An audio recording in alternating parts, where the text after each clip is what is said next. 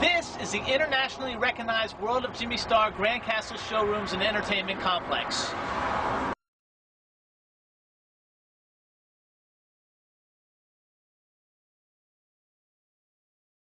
This is what's left of the $2.5 million World of Jimmy Star Grand Castle Showrooms and Entertainment Complex.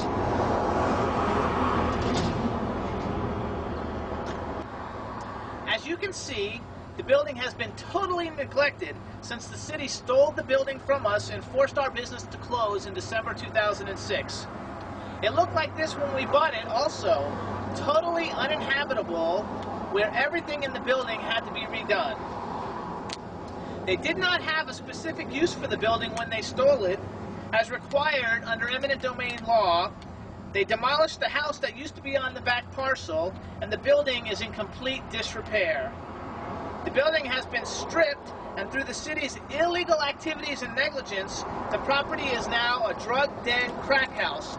The property is now a drug den crack house, filled with drug dealers, drug addicts, and prostitutes. The building has been like this for more than 3 years. This is the city's idea of stealing property through eminent domain. Another high point in the city's image.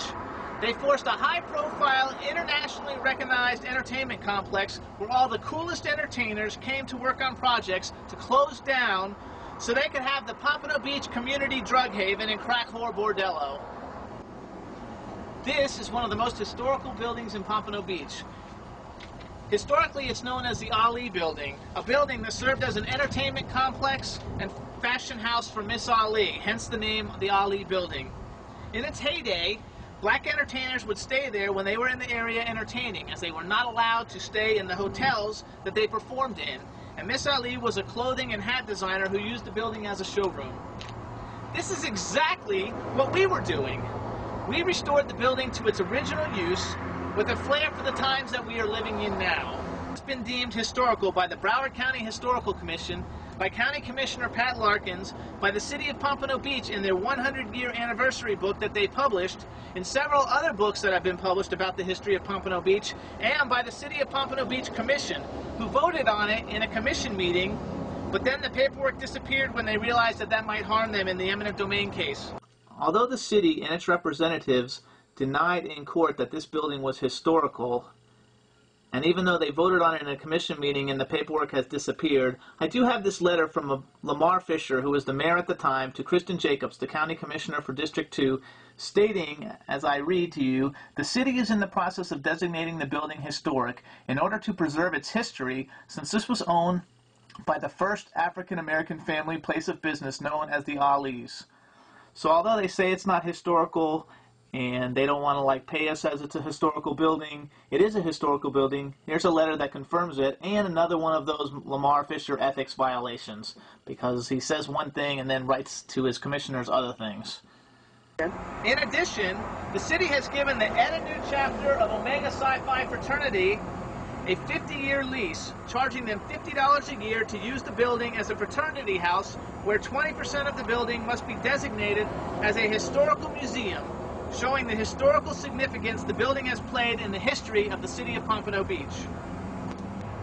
How can it be that the city told us and a judge in court that the building is not historical with all the facts I previously mentioned, and then rent the building with the condition that the occupant must designate a portion of the building showing its historical significance to the city's history?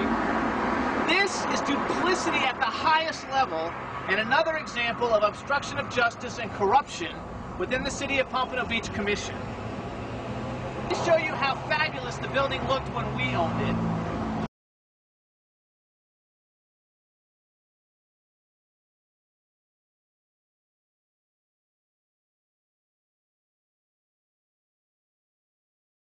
This is the second parcel of the World of Jimmy Star Grand Castle Showrooms and Entertainment Complex that were seized in eminent domain illegally. They used to house a beautiful gardens and a manager's house on this property, and as you can see now, everything has been destroyed and demolished.